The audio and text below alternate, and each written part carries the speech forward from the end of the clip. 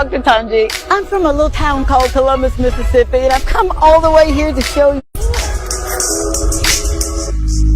I'm your girl, Dr. Tanji. We're going to do life together.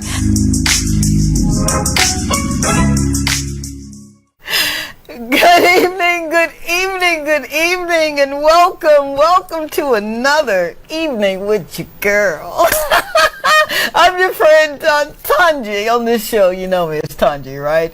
Welcome to another edition of Talk to Tanji, and I'm smiling because I am so excited. I'm excited to be here. I'm excited because you allowed me to come into your boudoir, your living room, your bedroom, or wherever you are watching this show. I do not take it lightly or for granted, and I understand that you literally could be doing anything that you wanted to be doing this evening, but you chose to hang out with me, and I do not take it lightly or for granted. I do not.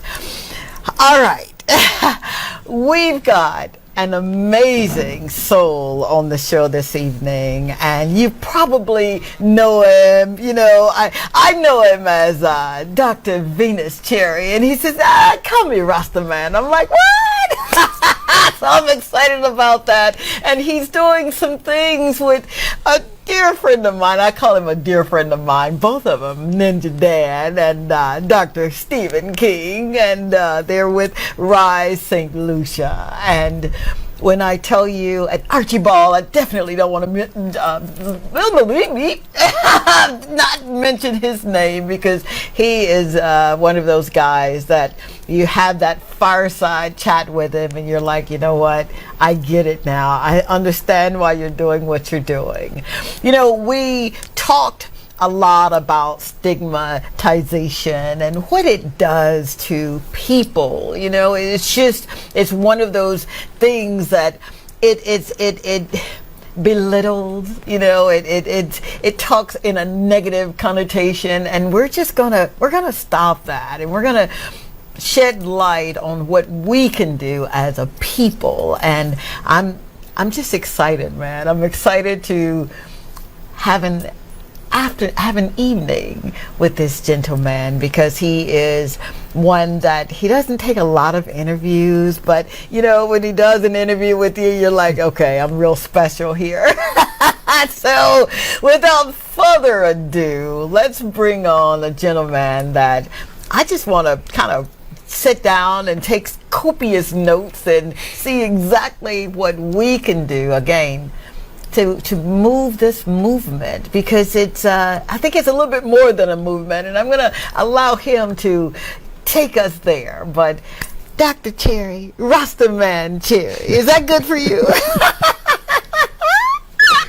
I am so excited that you're here, sir. Thank you. And you know, the thank yous go deep, because you are literally doing something in the marketplace that dispelling a lot of myths. And at this time in our lives, and you know what's going on the island, this beautiful country of St. Lucia, just absolutely gorgeous.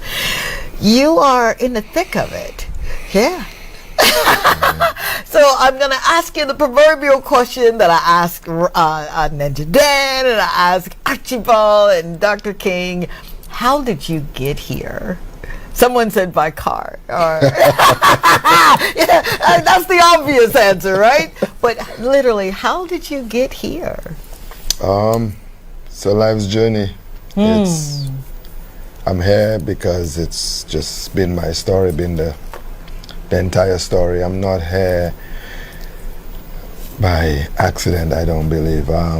With my journey and everything I've been through, with my near-death experiences and just my upbringing in poverty and feeling and being mad at society and the government and the police and teachers and adults, and just feeling like, why me? You know, you look at your life and you're like, okay, so I was born into this family, of this poverty, in this country. For that, why? Yeah. Why couldn't I be born somewhere else? You know, why that egg and that sperm had to be in this? You know, and you're mad at the world for a while. But what I've learned now is that everything is by design. Yeah. There is a reason, there is a purpose, and God don't make mistakes. Come on. God don't make mistakes. And when God has a plan for you, you might not see it. Yes, sir.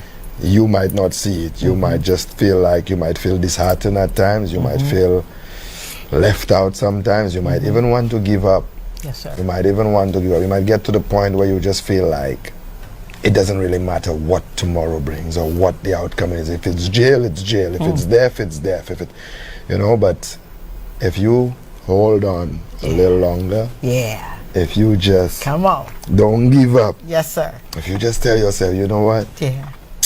I can be something. I can do something. This can't be how it ends. Might be how it has begun. But this can't be how it ends. Then you get to live another day and you get to make a little change, and all you need is that little bit of hope. Come on. That little bit of hope. That little bit of hope. And then you start to see things open, and then you start to realize that the doors that you were sad about when they were closed in your face, those doors were meant to close. Come on. And you should be grateful that these doors were closed, because they were just setting the stones on the path for you to walk on. And so that's why I'm here. That's how I got here. That's how you It's been a long journey. It's been one that I questioned so many times, but it's been beautiful. And people say that a lot. They say, I would not change anything if I could go back. And that's the truth. Every pain, every heartbreak, every circumstance, everything is by design. And that's why I'm here today. I love it. Yeah, that's it. Wow. That's it. Did I tell you that you were in for a show? Ooh, wait, we just getting started, man. Wow. You know, you're taking a page from my book. I kid you not. You know, those were questions that I asked, you know, how why here? You know, why this? Wow, sir. We got to unpack a lot of that, all right? So you've come to the realization that your life has a purpose. And your purpose is real big. You know that, right? Yeah, it is, man. Yeah, it is. Tell me, if you will, how did you and the others that I've mentioned and you get to work with every day, how did you come up with such an incredible, I mean, you think about Rise St. Lucia, just the title, the name in and of itself, it gives me that oomph to get up, you know. And if I've fallen, and I've fallen so many times, what is the mission, your mission for such an incredible display of love organization? Well, I am relatively new to Rise St. Lucia, regardless of being the current chairman. In fact, I started as the chairman. So I was thrown into the fire. I love it. Dr. King he saw my work. He saw what I was doing on an individual basis, and with my friends, Seaview Rastas on a Mission of Caring, who are my childhood friends that I grew up in Grosley with. And these young men saw me at my worst and at my best. So these young men shared their lunch with me, shared their breakfast with me. We played marbles together. We roast breadfruit and went and dived for fish and roast by the beach together. We fought each other. So we grew up together. And as we grew older, we all have dreadlocks. And at one point in time in our lives, we all smoked weed and drank, but we remained brothers. And as we grew older, we just felt like, regardless of where we were in life, there's a lot we could do to give back to our community. And this started by watching the younger generation who were doing things a little different. So yes, we grew up in the ghetto, and yes, we smoked and we drank, but we took school seriously, and we wanted to have an education, and we wanted to be better. But we saw a lot of young men that just didn't care, and we felt it was on us to be an example and to say, hey, Even if you drink or you smoke, For sure. you got to have a job. Yeah. You got to be tidy. You got to take personal hygiene seriously. You got to respect your elders. You have to be something in your community that people are proud of. And that's how we came together and continued our work. So Dr. King saw what we were doing. Yeah. And during COVID, we were raising funds to provide electronic devices for children because we saw that. Yeah, we were, and that's how we came together. That is how we came together. You're not gonna rush this, RastaMan, Terry, Dr. Terry. You just ain't gonna rush it. They're telling me we gotta go for break, so if you'll just stay tuned, we're gonna continue uncovering and rediscovering this gentleman's why. Be right back.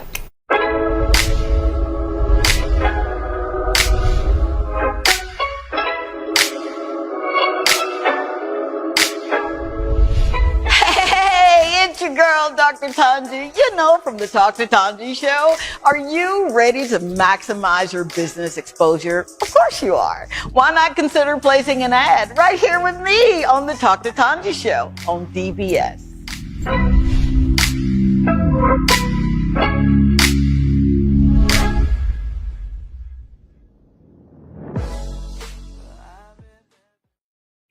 You are absolutely amazing. A breath of fresh air, a true light in the darkness, and I am so grateful for you because you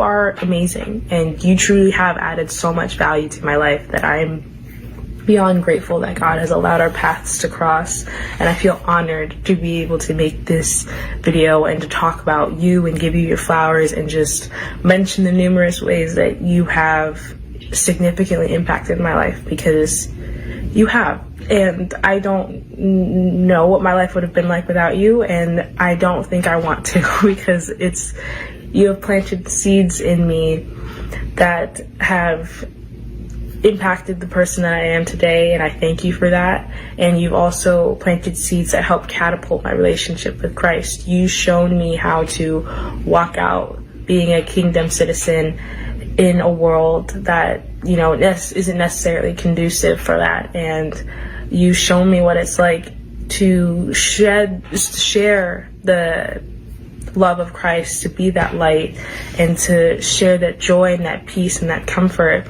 And I thank you for that, because it gets hard, but you are such a warrior and such a true inspiration that you've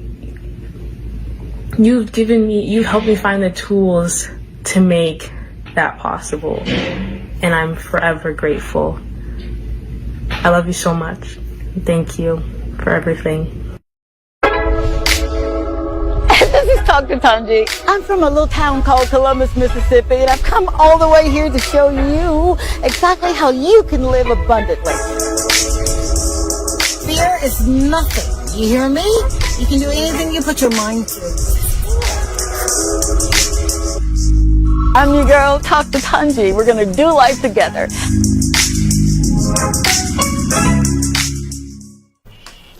And we are back. Thank you so very, very much for hanging out with me, your friend Tanji, and this amazing soul that I've got the privilege of being here with this evening, none other than RastaMan, Jerry. I just like that, you know, I really do.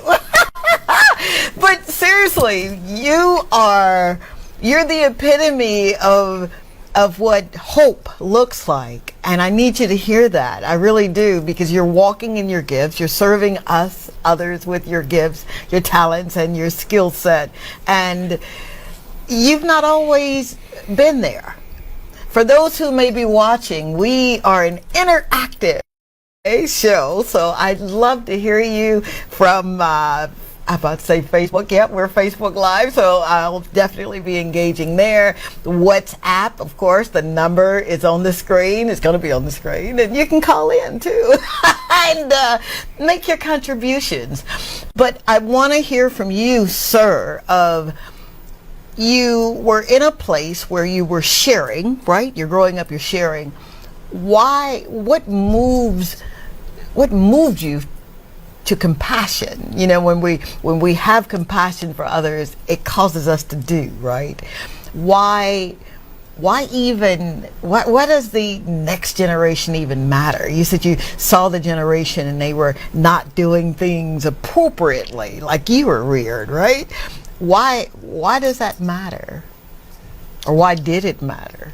I mean, because we all have our part to play, and we all have our role to play in our communities, in our country. I think I understood where they were coming from because I was once like them. Okay. It's like you feel like sometimes people say things to you like you must end up in prison, or you won't live for too long, or you're ugly, or you're this or you're that. Jeez. People body shame, and bullying been happening to children for a long time, especially poor children. For and sure. So I know all too well what they've been through, and not all of us can handle and deal with For sure. this type of adversity Right. on a level to rise above it and to do well. So it's important to me, especially the people I'm talking about when I say the younger generation. I'm the first of 7 kids from my mom, so the younger generation are my siblings I'm talking about. For sure. I have witnessed firsthand the loss of a younger brother to gun violence. Oh, I'm so You sorry. know, so sir. it's not when I talk from a place of being there, having felt it personally. Sometimes we don't, it hasn't hit home, Right. but I've been there, I've seen it, I've felt it, I've seen my mom, and my mom died unhappy because she lost her last son. You know, so I know all too well that guidance is needed, and Yeah. I also know that I am where I am today because members of my community cared enough Amen. to lend a hand, to give something to eat, to give some old clothes to wear, Yeah, to yeah, give yeah. broken toys that the kids no longer Come played on. with to it. So I understood all too well the gifts, Come on. the small blessings Yeah. that helped me overcome. For sure. You know, so For sure. I honestly believe in opportunity. I believe that if you give people an opportunity, no one wants to be hungry. Come on.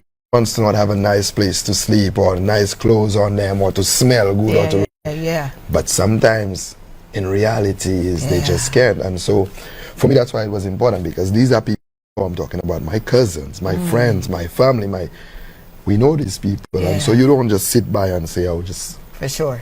I just know if we came together and we provide a little help, just a little help, it can be better. And so this is where the compassion is coming from, and because I experienced it firsthand. Yeah. Come on. Growing up in Grozile, someone would give you a hand of banana, someone would give you a plate of food. Like when I was leaving primary school and it's lunchtime and I'm going home knowing that there's nothing. Sometimes before I get home, I've already been offered some food here, some juice there. It was that kind of the village raise a child community, and so I grew up on that. And honestly, that is the only reason I survived. And so, if I now, in the position that I am now, don't do however little or however much I can, then why did I receive all the opportunity, the help that I receive? And I'm not here to protest or profess perfection. I'm human. I make mistakes. I get people angry. I've done bad things that I'm not proud of. I've been down the road. I've been there. I've been arrested. And when I say I've been arrested for stealing. I'm not ashamed to say it. Come on, man. Your testimony. Because I was arrested for stealing a tin of tuna fish. Because I was hungry. So when people hear me doing stuff like peanut butter pantry and stuff like that, understand who I am and why it comes from here. Because being arrested for stealing a small tin of tuna fish is not, can break certain people. For sure. But for me, it was kind of like the goodness that the owner of the place, may he rest in peace, Mr. Volney, showed when he came to the police station to see who was arrested for stealing from his store. First, he was surprised that it was me, disappointed, but he gave an opportunity. He said, if you're struggling, you can come clean my yard for me after school and on a weekend. Then you can get anything you want in the store. Are you serious? So you should see me. I became an instant gardener. Instant gardener, to clean his yard and just to earn that way. I used to, anyone that knows me from the north knows From age 9, I was selling coconuts in Grand Riviere, Marie Sale, Grosley. No So I've been a hustler my whole life. All right now. Just on a different hustle, and I just want the young people to understand that For sure. there is a way. It might be the hard way. Yeah. It might be difficult. You may want to give up every now and then. Yeah. But I also learned something early on in life. The rich people that we look up to with the big house and the car, Yeah. they have problems too. You sure do. Yes, They we have do. stress too.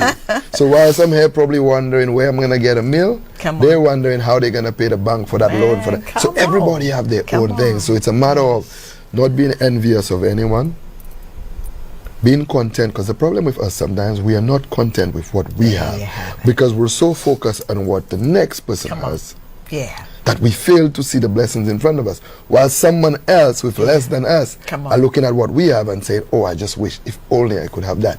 And so we have to learn to be grateful for the little that we have. I'm not saying you get so content with it that you don't work for more, For sure. because there's always more to get. There's Absolutely. always another level to climb. Yes. Because I believe sometimes the more you have, Yeah. the more you can help. Come on. Because if I had more right now, Uh-huh. I promise you I'd be doing a lot more. And so that's just me. I'm gonna make mistakes. I know that as life goes on, I'm going to make mistakes. There's gonna be things that I may have to say I'm sorry for. There may be things that I may have to seek forgiveness.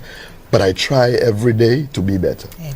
And that's what it is. And I hope that I'm an example for the young men to see that even if you come from the ghetto, even if when it rains you have to shift the bucket to catch it right there. Come on. Even if you had to add a small teaspoon of bleach in a bucket of water from the river for y'all to drink. Even if it's rice and rice, sometimes no salt, you can make it. You know, like when most people know I live in the U.S. I live in Delaware. I work in Philadelphia. I work for the Children's Hospital. You see, that's my first job. Sorry. I work for Penn Medicine in Philadelphia as the senior instructional designer, and I'm working from home. Okay. So I'm here in St. Lucia. So Monday to Friday, I'm at work like a regular person For on my sure. computer, doing my work, and then I take time in between to do my charity and do everything else that I do. And then I look at myself and I said, this is the same young man Come on. that couldn't pay bus for 25 cents, because there was a time when bus was 25 cents Okay. from Grosley to Marisil and so forth. And I couldn't afford it. And the bus drivers would either give me a ride or people would give me a ride. I would hike. Then I have everything I need in this world right now. You name the most luxurious vehicle you've seen in St. Lucia, I Yeah. promise you I have driven it, I've owned it in the US. Wow. From BMW X6 to Infinity to my own home to all those things. Yeah. I'm that same young man from the ghetto. Yeah. But I also know that this is not to brag or to boast or to show off or to make it seem like I'm better than anyone. For sure. This is God saying, look where I took you, Come on. look where you are, and now help the young RastaMan Cherry There you go. to become, to believe, like you said, to hope. Yeah. And that's what I do. I mean, I could be anywhere in the world right now working because my job is working from home. But Yeah. this is home. This is home. And this is where I believe I can contribute the most. Now, everyone might not agree with all my methods, or my style, or my opinion. Some might mistake confidence for arrogance. Oh, who cares about that? Not me. Definitely not me.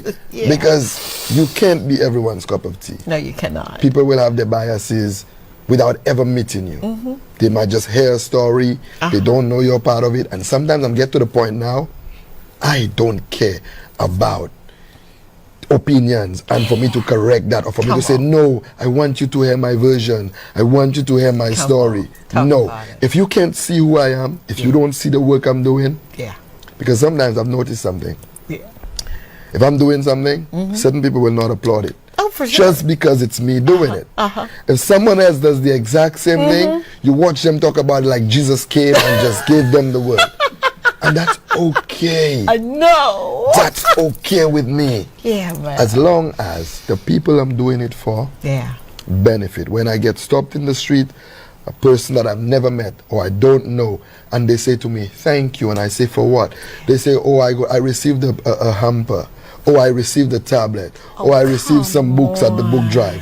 Oh, the shoes that I was the person that called and you said, go to South and pick up a pair of shoes for my child. Yeah. I'm good. I sleep well. Yeah. So all the noise and the naysayers and he this and he that and he's doing it for... They don't understand. I have 2 phones for a reason. Yeah. My WhatsApp, my Facebook, my Messenger. I get hundreds of messages daily, and I'm not exaggerating. I believe you. And sometimes I feel like I need a therapist to talk to, because when you read some of these stories, when you talk to some of these families and what they're going through, what I thought was bad growing up is paradise compared to what some people are going through in 2024, right here in this country that I love. Jesus. There are people still with mud floors, with the children have to sleep on piece of cloth on the floor. And we here worried about which minister said have the nicest catchphrase in the House of Parliament. Shame on us, yeah? Shame on us, because we are not concerned about the issues. Right. If you watch this country right now, they don't care about issues, actual issues. They care about if they're pro-yellow or pro-red. Yeah. And if they believe you are pro their party, then they like you. Yeah. And if they believe you are against it, then you can give them Jesus right here saying, I'm ready for yourself, and they don't want it. They don't care because it's coming from you. Wow. And that's always going to be that's the sad state that we're in right now. Yeah, for sure. And I refuse to be brought down with it. Now, I'm different. My situation, like I said, God was building me for a reason. For sure. I know what it's like to be hungry and to be okay with being hungry. Yeah. I know what it's like to be unemployed. Yeah. To be okay being unemployed. So the things that scare most St. Lucians don't scare me. Come on. I'm not scared to speak out against any administration because they can't affect my bottom line.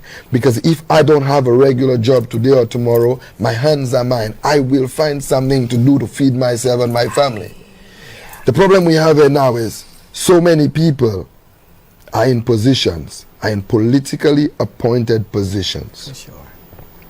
That they can't speak out even when they want to. For sure. Now most times what they do is they send the information they know to me and saying, you speak out on that. And I'd be mad at them. Somebody say, no, I want you to speak out on it because it belongs, St. Lucia belongs to us. It doesn't belong to Philip Jip, yeah? Doesn't belong to Alan Chasney. Doesn't belong to UWP. Doesn't belong to SLP.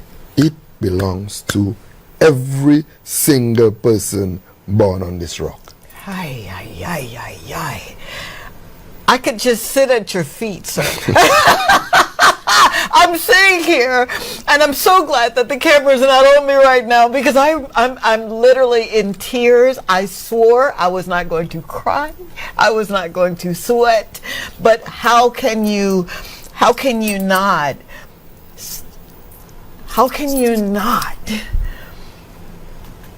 feel some kind of way from what you're saying? And I've been here 3 years now, and I've been, had the privilege and the honor of meeting some amazing little people and their families in different communities. I don't call them villages, I call them communities because they're communities to me. They're sustainable.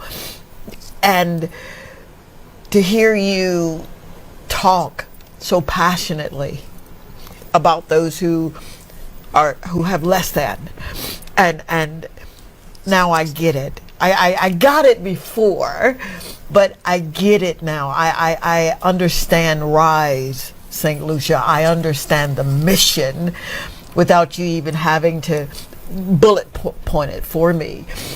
I do believe that this country is an amazing country. I fell in love with it. I've adopted St. Lucia as my own. I hail from Los Angeles, and someone said, "You're going to leave LA?" I'm like, man, I am on the first thing smoking, because here I've discovered a piece of heaven. I really have. And yes, some of the conditions, they break your heart, but I'm looking at all of us collectively and saying, if we just roll up our sleeves and just get busy being somebody's hands, being somebody's feet, my hat goes off to you. It does, because you what you're saying is weighty, RastaMan. You know this. It's weighty, it's gravity. But to whom much is given, much is required. And he's given you so much that you've got so much to do. Yeah. And you have so much to do. You speak about some of the things that you're doing now in the community, and I want to hang out, if I can, in that area. Tell me about this peanut butter pantry. Yeah. Yeah. Again, a brainchild of myself and my friends that grew up in the ghetto. Again, like I said, and funny enough, majority of them had more than me, and so they helped me. They would give me a meal, and they would share their whatever they had with me, and their marbles with me, and so forth. And just coming together to see how we can assist, because when we spoke to some of those young men as to why they're not in school and what's going on, it's because their parents don't have anything to give them. They don't have a meal to give them. And it was more like, kind of like, what can we do? And the peanut butter pantry was just launched initially out of our pockets. Initially, it was all out of our own pockets. We just saved some money together and started it, and now it's grown. Initially, it was created for the district of Grosley, which I'm from. Okay. But how do you tell someone who traveled from Viewfort or Soufrière or Canries or Micoud or Choiseul and showed up at the pantry that I can't help you when there is food inside there? Thank you. You can't do that. Yeah. You can't do that. And so this has become island-wide, and it's been like 3 years now, going on 4. Yeah. And I got to say a special thanks to Corporate St. Lucia who came on board. Oh, wow. And we can't do it alone. No, you can't. That's the thing. Sometimes people feel like you need to be a millionaire to do. No. You need to have an idea. Come on. You need to have a vision. And you need to, never seen that movie called Field of Dreams with Kevin Costner? Yes, I have. Build it and they will come. They will come. You build it. Yeah. And you put in your effort, time and energy, and you work towards it. Once people start to see the value of it, people will come on board. And there are people from all walks of life helping sustain this pantry. This pantry is no longer a Venus Cherry or the Seaview Boys or Rise St. Lucia initiative. Yeah. This pantry is a global initiative.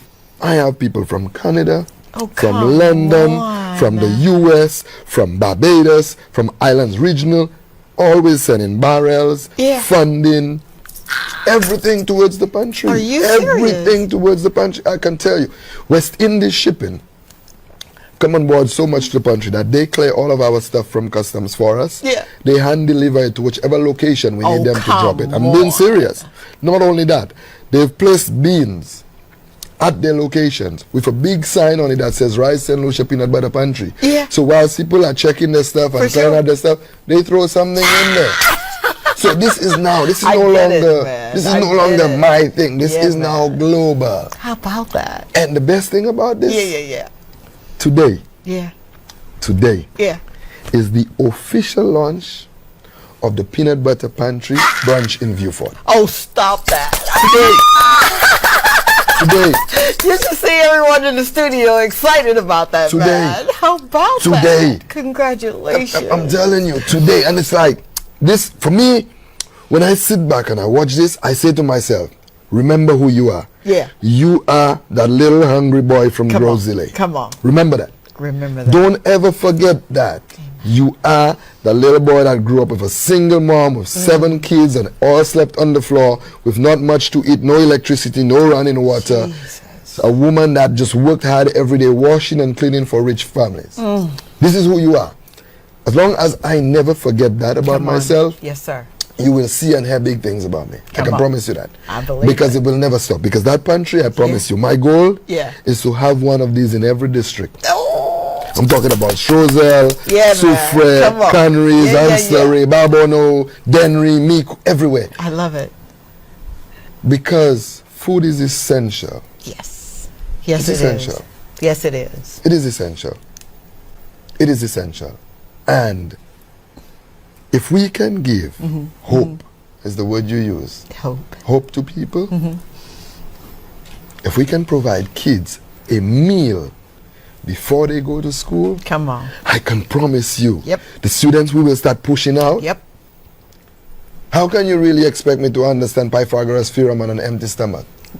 You won't. How? You will not. It's already hard as it is on Yes, a it full is. stomach. All right. And so that's where the peanut butter punch is. And like I said, it's a brainchild of my friends and myself. Oh. But it has now become a global thing. thing. We have help from all over. Oh, Dr. Cherry. All I know you over. said don't call you Dr. Cherry, RastaMan. Dadgummit. We've got to go to a quick commercial break, but I'm just, I could just take off my shoes now. We'll be right back so we can continue doing what we do best on this show. Just being who we are. Be right back.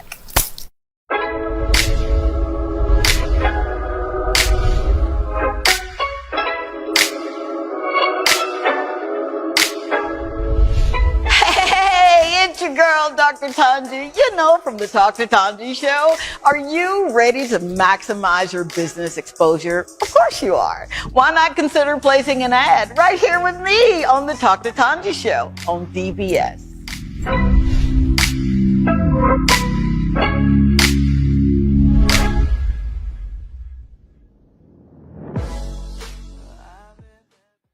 My dearest Tanji, you have been a person who has impacted my life in so many ways. You have added such value and love to my life, and I hold you in high regard to that. I say thank you. Thank you for being you. Thank you for showing up when the chips were down. You have been my rock, my sister, my prayer partner, and my friend. Thank you for sharing your children. We have a special son together, Morgan. But you have also shared Taisha and Tyrone with me. And I love them as if they were my own. My daughter Megan loves you as well. And she calls you Mama T. And I'm sure you know that. Well, people would wonder, how are we related? And how do we share such immeasurable love? So let me tell you. I know this is unheard of love, and I wish everyone could experience the love that we share. We are family. Tanji was my husband's first wife. He is now deceased. But when I say this woman and her family stood by me and mine. Whew. When Max Scott, who we refer to as Terry, because that's always been his nickname, when he departed this life, who was my husband, Tanja's first husband, she came to my house with support in tow. Tanji, Stacy, and Taisha. We put the devil on notice that night. We prayed for strength, understanding that surpasses all others, and healing. That night, God delivered. He gave me what I wanted, and He gave me what I needed. Years ago when we met, we bonded right away. Never an unkind word from her. Never a falling out. Never across anything. I have called on you, Tanji, so many times. And you've been there every time. I'll never forget the calls, the prayers in the wee hours of the morning for anything, the financial support, the calls just to keep me in the loop, the birthday calls, the songs, of course all of our texts, and the visits. They've all been special. And you, my friend, sister, I love you. Tanja Scott, my hat is off to you, and I love you forever. Till we speak again. Take care. This is Dr. Tanji. I'm from a little town called Columbus, Mississippi, and I've come all the way here to show you exactly how you can live abundantly. Fear is nothing. You hear me? You can do anything you put your mind to. I'm your girl, Dr. Tanji. We're going to do life together.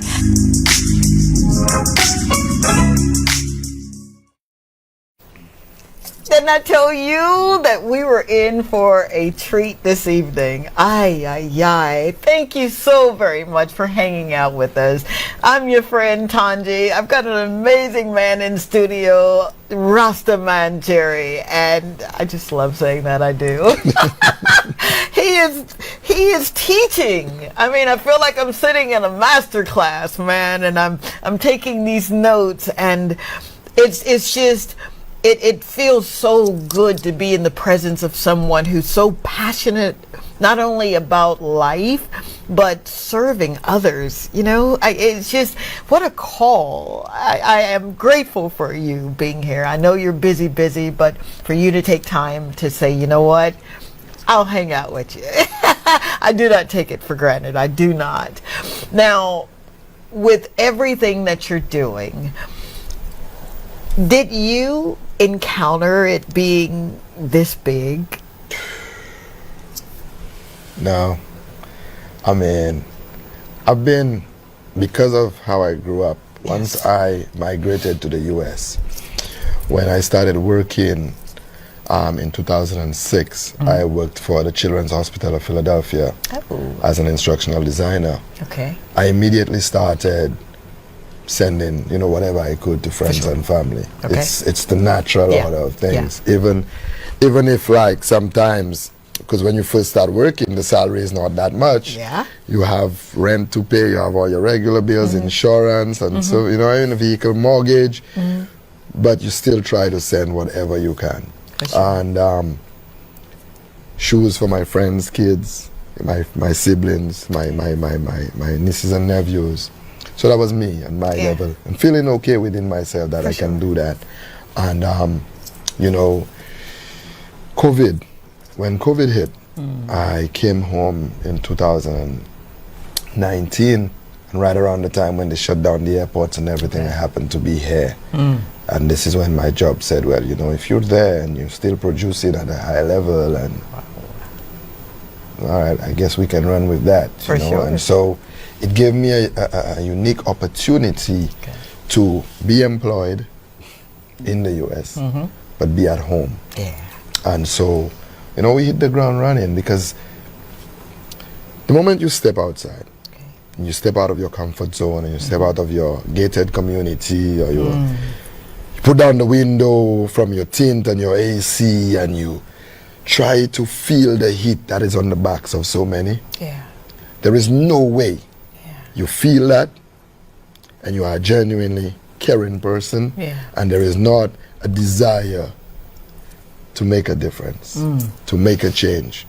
We also have the mentoring program and the behavioral change, conflict resolution and behavioral change program in the schools. Ninja, myself, Dr. King, we've done about 90 schools so far, 90. And you tell them your life story and what you've been through, and you hope to inspire them and give them hope. But then there's that one or two that wants to talk to you afterwards. And they're like, I've seen you on television, I hear what you do, and I say, we need help. I need help. And you look at those young people and you feel like, if we just nurture them. Too many kids have to be adults so early to take care of themselves and their family that they don't get to enjoy life. That childhood. They don't get to enjoy their childhood. You know, they find themselves in so many situations that, Angie, I can tell you this, sometimes I read a story or somebody reaches out to me and I cry immediately. Because you like, man, how does that person survive daily? When you go to the different communities and you see how people live, and people tell you, come in. You come to drop some groceries for them and they say, no, I want you to come in because I want you to see that I reached out to you because I really need this. And then you go in and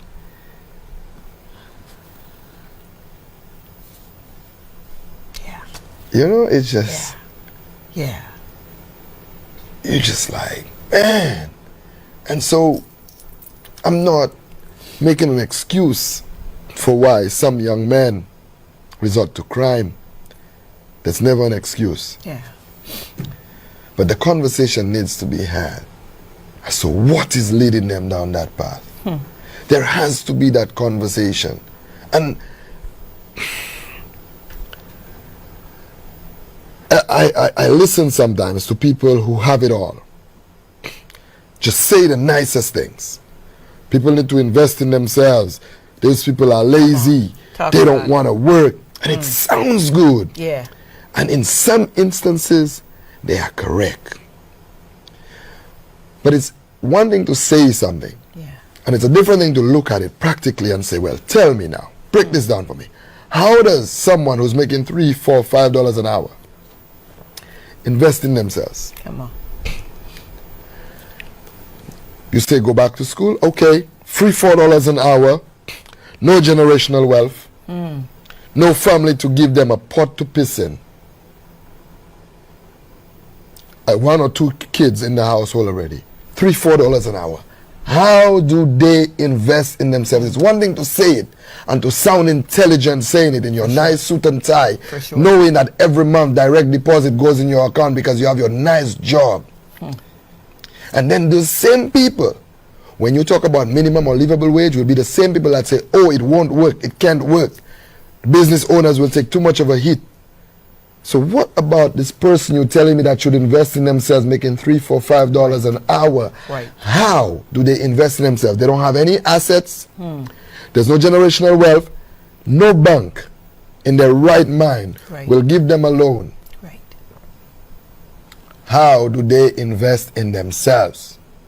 So you see, it's easy for us to just stay on our high horse and look down upon people and say, I could say, well, look at me, I'm RastaMan Cherry, I'm from the ghetto, my mother was poor, I made it so they can make it. I would be ignoring the fact that I only made it because people did for me what I'm trying to do right now. Come on, man. We can't leave that part of the equation out because then the equation is incomplete. Absolutely. You have to remember that whoever you are in this life, rich or poor, somebody helped you along the way. There are rich people right now who didn't have the grades needed for a particular job, but they got it because somebody knew somebody and spoke on their behalf. Their parents is Mr. So-and-so that went to the bank and said, my daughter, my son need a job, and they got it. Now, they may have seized that opportunity and done well and climbed the ladder. Bravo to them. But let's not forget the part of the equation where you were not qualified. But because of who you know, you got that job. So many kids who are qualified don't get the scholarships that are available to go to Taiwan or Japan or wherever the scholarships are, because somebody in the ministries who has the know and sees the paper way early says to their friends and family, hey, send me your stuff way in advance before it's out there for the public, for the poor people to get access and then you ever notice when they send those things out, you have 1 week or a couple days by which to send in your application, knowing full well that you as a child who may not be as intelligent may need some assistance in filling out his application. Even at my stage, sometimes we see certain applications, we're like, man, I need a lawyer to help me with this. Wow. So how do we not expect them to need assistance? 1 week for them to fill an application, knowing full well that most of the sorts are already filled because we've already given it to our friends and family. For sure. And most times it's people that already have, people are already wealthy, but the children need to go to this prestigious school for the cycle continues. So we talk all this talk, and they're quick to say, well, I survived the ghetto one. Yeah, but how did you survive? Come on. Because you didn't just survive on your own. Someone helped you. I'm where I am today because I think I've received the most help in this world. I am being honest with you. From a plate of food to broken toys to someone seeing it fit to... Let me give you a quick story. For sure. I failed common entrance twice. Okay. I failed common entrance both times. In our classroom, there were 32 students at primary school. Venus RastaMan Cherry came last almost every term. because my mother couldn't afford books. I didn't go to school every day. I didn't even care about school. Right. My teachers used to say to me, you are so intelligent. You don't come to school, but when you come, you pick up stuff immediately. But I didn't care. I was more concerned with what my siblings are going to eat when I get home tonight. Oh, come on. You understand this? Yes, I was fortunate Yeah. to make it to Rockwall Senior Primary School. And let me tell you how God works. Come on. I need you to know this. Rockwall Senior Primary School, when the grades were called out, I initially did not have the grades to go to Rockwall. Initially. Timing is so that Sir Ira Simmons and George Charles were being opened at the same time. Come on. Which means that there were now more slots for children who would have occupied Rock Hall to go to those secondary schools. So they were moving it up. Come on. And so as a result, later on, like a couple of weeks later, Mr. Solomon Alexis, my teacher, is driving around Grosley searching for us to let us know that, hey, by the way, school is not over. You're not going to stand, you're not going to what would have been standard 5 at the time. You are going to Rock Hall. I'm like, who going where? Who what? I can remember my grade was 107. But at the time, the grading system was different. 107 was nothing. Gotcha. And so because of the timing, God's timing, timing. those children would have occupied the Rock Hall space and I would have stayed in primary school and they were moving to different schools. I made it to Rock Hall. Opportunity. Rock Hall teachers are my lifesavers. They saw me, I was this little short, freckled, big ass, troublesome young man. And they just said, you know what? This is it. This is him. And they all poured into me. Every single teacher at Rock Hall poured into me. Who would photocopy the chapters for me chapter by chapter. Who would give me free lessons. Yes, sir. And you know what they said to me? What they say? I don't know if they lied or if they meant it, but it was motivating. They said, we believe, or I believe, you're the smartest child in this school. I love it. And you need to prove that to me. Nanji, do you know that if I got a 97 on an exam, and it wasn't the highest score, I want to see the paper of the person that got the highest score, and I want to compare each question, question by question. And if a teacher made the error of giving you a question correct, and they gave it to me wrong, oh, you best believe that's going to change. You see, they got me so motivated and into education, into school, that I didn't feel comfortable coming second. And that's what I came. When we sat common middle 3 years later, I went from always coming last in class, failing common entrance both times, to coming second in this country of St. Lucia. Come on. Coming second. Go look at, call the Ministry of Education, tell them pull up the Rock Hall, pull up the common middle results. Venus RastaMan Cherry came second with a grade of 128.3 or something like that. Euban Smith, my good friend, came first at 1.133. I can never forget And you remember that. Oh yeah, because you went from coming last in class. On, man. Come on. You went from seeing all your friends in primary school go to secondary schools and you going to Rock Hall, and you know initially you were not scheduled to go to Rock Hall. So this is my story. That's your story. People poured into me. And that's why you do it. And from that, even more, when I passed common middle, to assigned to Castries Comprehensive Secondary School, my mom has no idea where she's getting money to send me to Castries Comprehensive Secondary School. Okay. My past teacher at Grosley Primary, teacher Alicia, one who gave me toothbrush if I needed one, food in school, and she would put me to sit in a corner to eat where no students could see me so they can make fun of the fact that she had to bring lunch for me. Come on. May she rest in peace. She approached Corporate St. Lucia and got me a scholarship.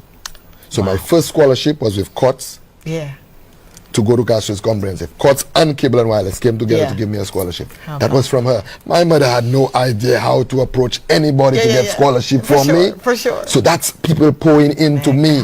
So when you see me out there pouring into people, understand that Venus Cherry is who he is today by design, because people poured into him. I went to Safa. Now, them times you feeling yourself. Because now you have uniform.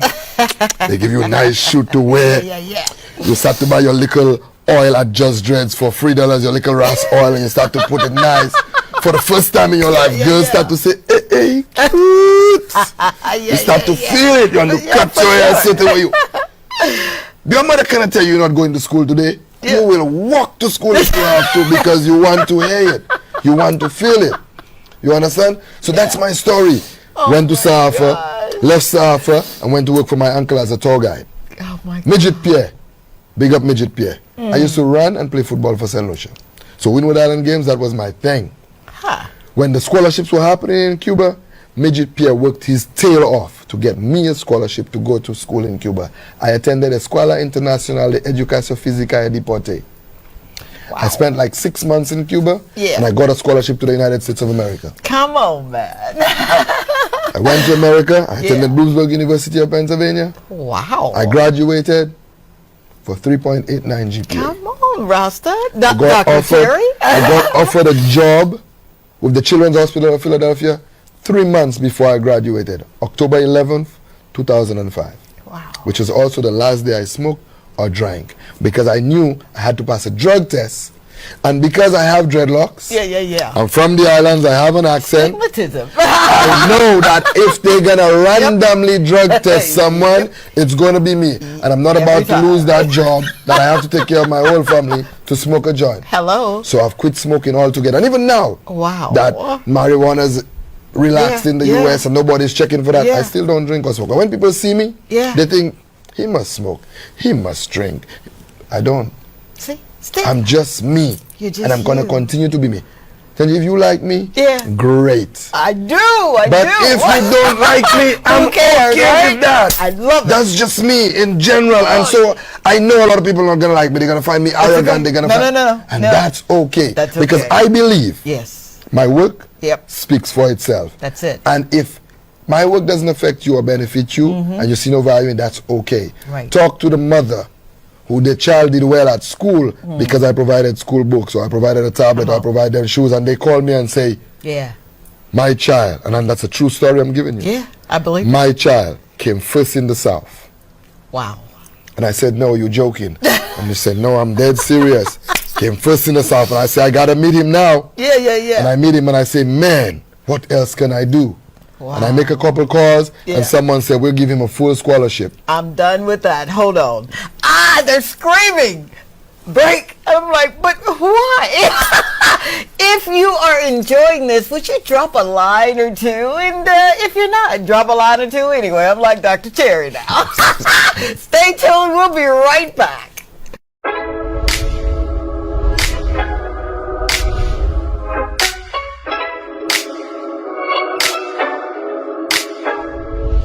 Hey, it's your girl, Dr. Tanji. You know, from the Talk to Tanji show. Are you ready to maximize your business exposure? Of course you are. Why not consider placing an ad right here with me on the Talk to Tanji show on DBS?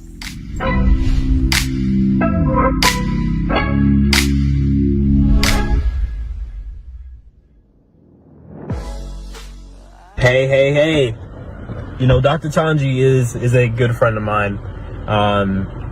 She has been a good role model, a good person to look up to, and she's just full of life, full of love, and she shares that with everyone, and she lives true to her principles.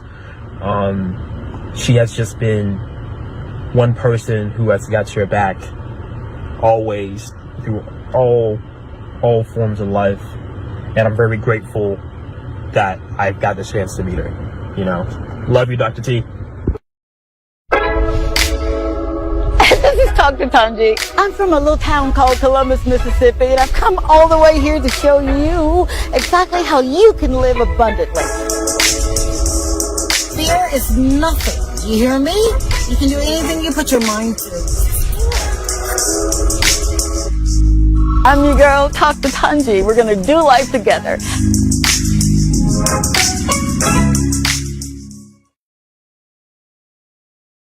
All right, we are back. Man, oh, St. Lucia, how I love thee. Thank you so very much yet again for allowing us to come into your home, your life. I pray that we are literally getting that spot. It's like a good back scratcher, and he gets that spot. And you're like, yeah, right there. I pray we're doing that for you. I'm hanging out this evening with none other than RastaMan, but I gotta call him Dr. Cherry. RastaMan Cherry. I am so smitten. I want to do more. You know, you got the more effect. I don't know if you know that or not, but you live your life from the inside out. And when you meet someone that does that, you just want to, I'm rooting for you. I'm cheering. I'm praying. I'm screaming from the rafters because you are making a difference. You are making a difference now in the lives of so many. Right before we went to break, RastaMan was telling me about something he did really, really special for someone that needed. You know, and my mom taught me that when you're giving, you never look for it in return. You just give, right? What did you do that changed the trajectory of this amazing man and his family? Well, you know, again, in my history, just yesterday I posted a picture of the home I grew up in. And the room we're in right now is Yeah. a lot bigger than it. Wow. But somehow my mom housed 7 of us. Plus, it seemed like every week she would bring someone else to live with us. Yeah. You know, you feel like you're the poorest person on the planet. And then your mom comes with more mouths to feed and you're like, what are you doing? Right, Where are they going to sleep? There's no space. Every night I got to wake up with my sister's food in my mouth. This one is rolling on me. But my mom was like that. However little we had, she always felt like we had enough to share. And so I guess it's just who I am. And, you know, just recently I had a project in December. Yeah. A young man out of prison, making a change in his life. Him and his daughter needed a place to stay. Wow. So I started this whole campaign to build a house for him, to break down what he had, which wasn't conducive. And we did. And then I can tell you, you won't believe how this worked out. I started it. And Cots, Nemo, Raj, M&C Home Depot, people in New York, everybody came on board. This Junior Goodrich Construction. Wow. So I started it. Junior sent his workers to build a house free of charge. Somebody gave the electricity to do that. Somebody gave a fridge. Somebody gave a stove. Somebody gave a bed. Somebody gave a pillow. Somebody. At the end of the day. So we did some fundraising. I came out of pocket personally because I also believe when you were doing something like this and I'm asking you to invest in it. There you go. I need to invest in it as well. Absolutely. Not just my time, effort, and energy, but whatever extra I have, once I've taken care of I should be able to put that. Absolutely. And we build a beautiful home for him and his family. Wow. Beautiful home. Beautiful home. And in November, we're gonna do it again. Here why? I have a team in Canada, right, St. Lucia, Canada. They're having a golf fundraising tournament. Come on. In June, which I'm flying over to. For sure. We're raising funds. They've already booked their ticket. 6 of them are coming down. Oh, come on. In November, they're spending a week in St. Lucia. And a lucky family is going to get a house. Do you hear this? A lucky family is going to get a home. So we're going to build another home this year. And we hope we can do it every year. And you're going to. I know it's small, man. but it's the way. So I want to say this on your show first. You hear this, right? That's your camera November, right there. My team from Canada, Alison and Brent, big up yourselves, big up the whole family, Pixie, everybody, team. They're coming down in November. Tickets already booked. And we're going to build a home for another family. Oh, wow. They're telling me wrap it up. I'm like, what? That's our time. Oh, dear God. Where do I start? Where do you start when you've literally not only changed the trajectory of so many people here in St. Lucia, but you have made such an impact in my own life. I was having a conversation before we signed off with a gentleman on yesterday, and he got a little frustrated with me, and I get it now, sir. He was saying, but I need you to do more. I need you to do more. And I kept thinking, but what more can I do? Man, every moment in this life counts. You are the epitome of what I get to study, what I get to read about every day, and I am so grateful. Please tell me that you'll come back on the show. Please. And I don't normally beg, Dr. King, Ninja Dan. I can do you one better. I promise you I'll be back, but I can promise you, yes, if you want in November, when my team comes here, they can be on your show. All right, now you heard that, right? Okay, Linda, we're gonna bring some more folk here. Wow. How can people stay engaged with you? How can they assist you? How can they roll up their sleeves and say, you know what, I want in too?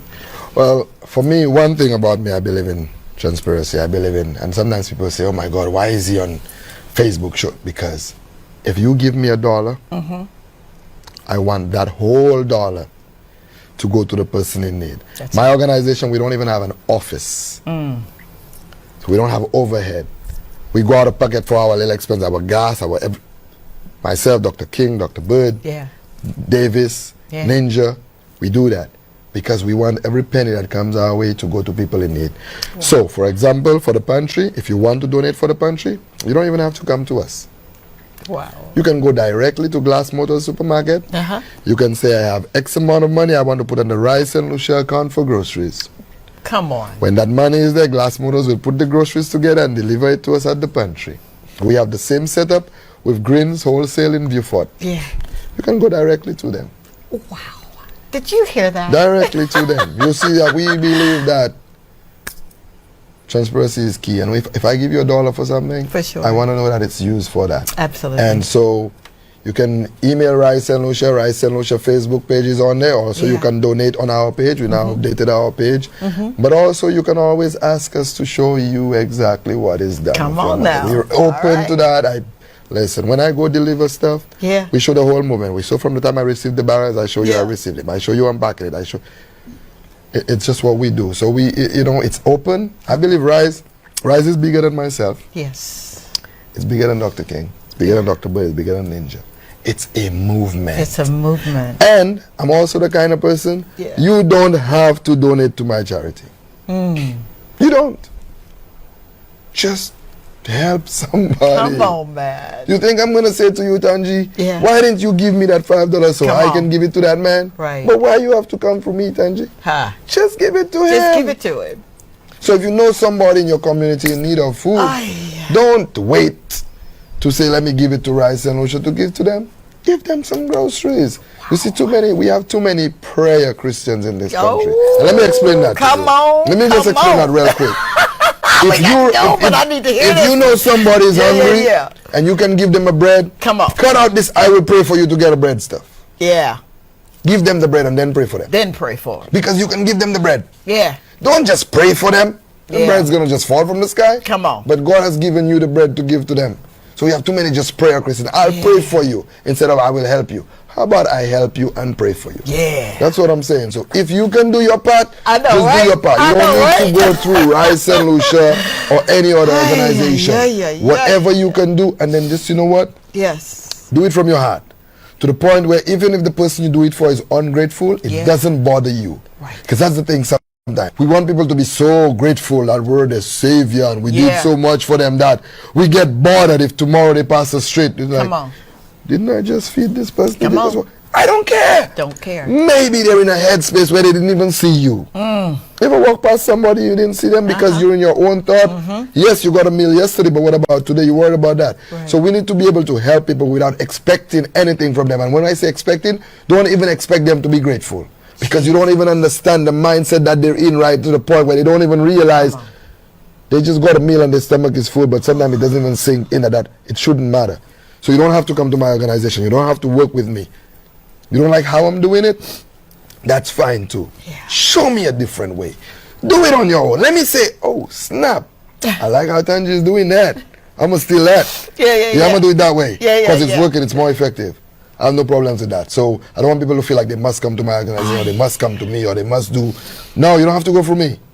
And if I see you doing something and it's working and I can help you, I'm doing it. You might be my worst enemy, Tanji, and I see you doing something good, I'm on board.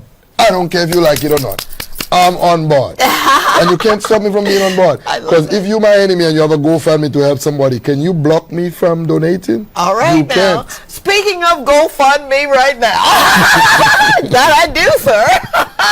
I have a GoFundMe campaign at my website, www.drtanjishow.com.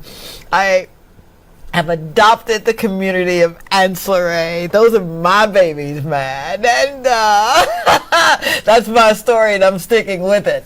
I'm trying to do this without crying, but it's really hard. I really need you that stayed around and listened just a little longer. If you have gleaned anything from this show, I pray that it is something that will help someone. That's what the show's about. The show's about inspiring you, it's about motivating you, but it's about making certain that you get to where you need to be, and we all are in this thing called life together. Every time I say I'm not going to cry, I do just that. How dare you, RastaMan? Coming in my territory making me cry. Thank you so very much, St. Lucia.